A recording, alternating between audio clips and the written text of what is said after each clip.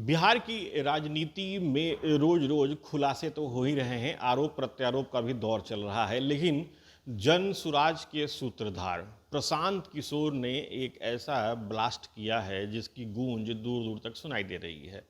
हमारे साथ अभी जन सुराज के प्रदेश अध्यक्ष मनोज जी हैं। मैं मनोज जी से बात करूंगा। मनोज जी, क्या ब्लास्ट कर दिया है आप लोगों ने, पूरा एकदम धमाकेदार?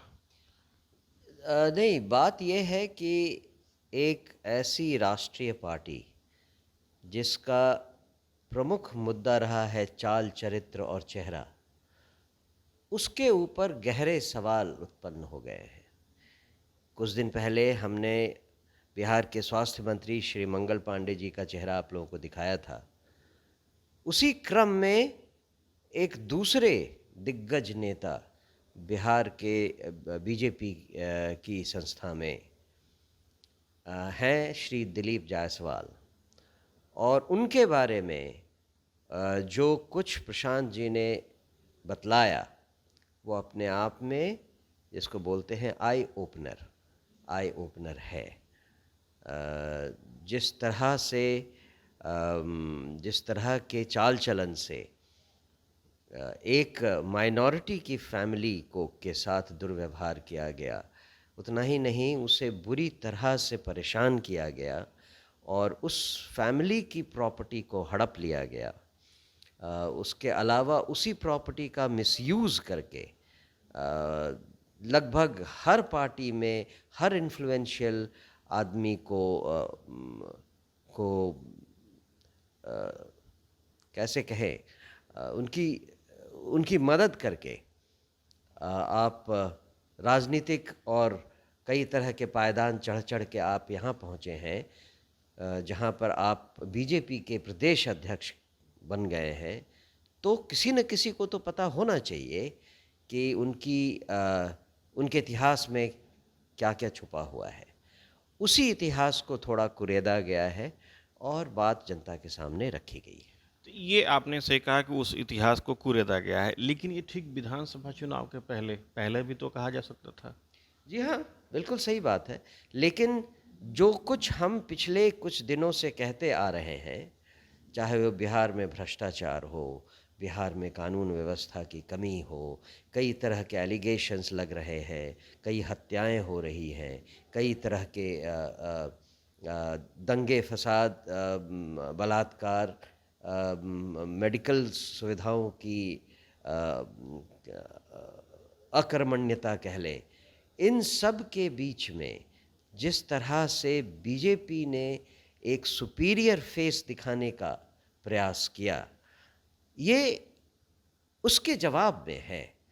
हम ये बिना कंसिडरेशन में लाए हुए कि चुनाव पास में है या चुनाव के लिए हम ये कर रहे हैं, हम केवल इन घटनाओं से रिएक्ट कर रहे हैं। बिहार दिन पर दिन अराजकता में डूबता जा रहा है। बीजेपी एक बड़ी, इस कोलिशन की एक बड़ी सदस्य है, फिर भी वो जिस तरह से इन सारी घटनाओं की अवहेलना कर रहे हैं, अनदेखी कर रहे हैं और तरह तरह के बयान निकाल रहे हैं। जब भी हम इस पर कमेंट करते हैं तो वो तरह तरह से बयान ऐसे निकालते हैं जैसे वो एक सुपीरियर पोजीशन पे हों और बाकी सब उनसे नीचे हैं। तो उस सुपीरियर पोजीशन पर होने पर जो रिस्पॉन्सिबिलिटी, जो जिम्मेदारी आती है, उसे भी तो उन्हें समझना पड़ेगा। अगर आप कहीं सुपीरियर पोजीशन पर हैं तो आपको अपने चाल चरित्र और चेहरे का भी ध्यान रखना पड़ेगा। तो किसी दूसरे के घर पे पत्थर फेंकने के पहले वो अपने घर को तो देख लें कि क्या वो ग्लास का बना हुआ है, क्या उनके पत्थर फेंकने से पहले उनका अपना घर टूटेगा या नहीं।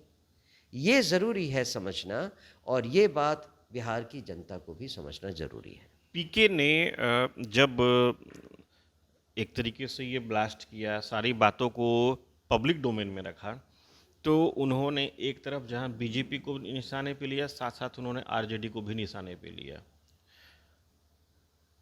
पीके के इस खुलासे के बाद से ये बहुत इंटरेस्टिंग है कि ना तो एनडीए और ना ही महागठबंधन, किसी भी इन दो गठबंधन के घटक दलों का स्ट्रॉन्ग रिएक्शन सामने नहीं आ रहा है। आप इस पे क्या कहना चाहेंगे?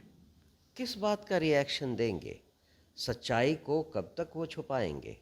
और जब कोई सच्चाई, यानी पीके ने जो कहा था कि लालू परिवार के भी सदस्य वहां पड़े हुए हैं, यानी कि वो सही है? बिल्कुल सही है। वो तो किसी से छुपाने की बात ही नहीं है।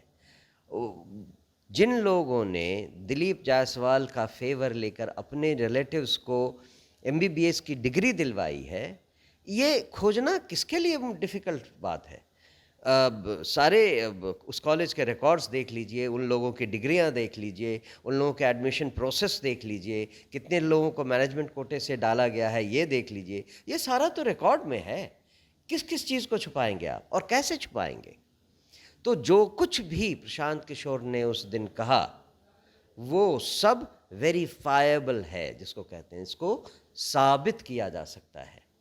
और इसीलिए इसी डर से कोई कुछ नहीं बोलता कि अगर हमने कुछ कहा तो हमारा पीके और जनसुराज का अगला स्टेप यही होगा कि हम सारे डॉक्यूमेंट्स लाकर प्रेस को दिखा देंगे कि अगर उनको नहीं मिलता है, आपको नहीं मिलता है, तो हम आपको दिखा देते हैं। पीके ने तकरीबन 50 से भी ज़्यादा बताया नाम, ऐसे नेता हैं जिनके बच्चे वहाँ पढ़े हैं। नेता हैं, ब्यूरोक्रेट्स हैं, हाँ। वो लोग जो इनके ऊपर कमीशन बिठाने आए थे, जिनके ऊपर जांच पड़ताल करने आए थे, उन सबको। तो वो आप पब्लिक डोमेन में कब ला रहे हैं? पहले तो इनका रिएक्शन देखें, ये एक्सेप्ट करते हैं इन एलिगेशंस को या नहीं। मतलब अगर ये एक्सेप्ट कर लेते हैं तो हमें कुछ करने की जरूरत। मतलब वो तैयारी है, पब्लिक डोमेन में आप लोग लाएंगे? ऑब्वियसली, वो तो प्रशांत किशोर ने उस दिन ही कहा था। हमारे पास पूरी तैयारी है। यानी कि चुनाव के पहले ये दिन भी आ सकता है जब एक बहुत बड़ा पब्लिक डोमेन में बहुत बड़ा रहस्य खुल सकता है। जी हाँ, ये तीर हमारे म्यान में रखा रहेगा, हमारे तरकश में रखा रहेगा, और ये तलवार हमारे म्यान में रखी रहेगी। आप बहुत बड़ी बात कह रहे हैं। आप समझिए कि आप बिहार की राजनीति में भूचाल लाने वाली बात कह रहे हैं। लोग समझ जाएं कि जो हम कह रहे हैं वो गलत नहीं कह रहे हैं, और सच्चाई का सामना तो हर किसी को आज न कल करना पड़ेगा। कर्मों के भोग से कौन कब तक बच सकता है? आरजेडी बार बार आपको क्यों कहती है कि आप बीजेपी की बी टीम हैं? बार बार एलिगेशन लगाती है। वो तो आरजेडी खुद डरी हुई है ना। आरजेडी खुद डरी हुई है। जैसे जैसे प्रशांत किशोर और जनसुराज की पहुंच जनता तक बढ़ती जा रही है, वैसे वैसे आरजेडी की नींद हराम होती जा रही है, और वो तरह तरह के एलिगेशन लगा रहे हैं जिससे कि वो अपनी वैचारिकता को बचाए रखें। ये थे हमारे साथ जनसुराज के प्रदेश अध्यक्ष मनोज भारती। इन्होंने बहुत बड़ी बात कह दी है। इनका स्पष्ट रूप से कहना है कि जो आरोप जिन पार्टियों पे या नेताओं पे लगाए गए हैं, ब्यूरोक्रेट्स पे लगाए गए हैं, वो मान लें, नहीं तो पब्लिक डोमेन में फिर एक धमाका होगा। इंतजार करना होगा। बिहार विधानसभा चुनाव के पहले राजनीतिक रणनीति की जो बिसात बिछाई जा रही है वो इस बार बहुत दिलचस्प होने वाली है। Sujeet Kumar, TV9 digital, Patna.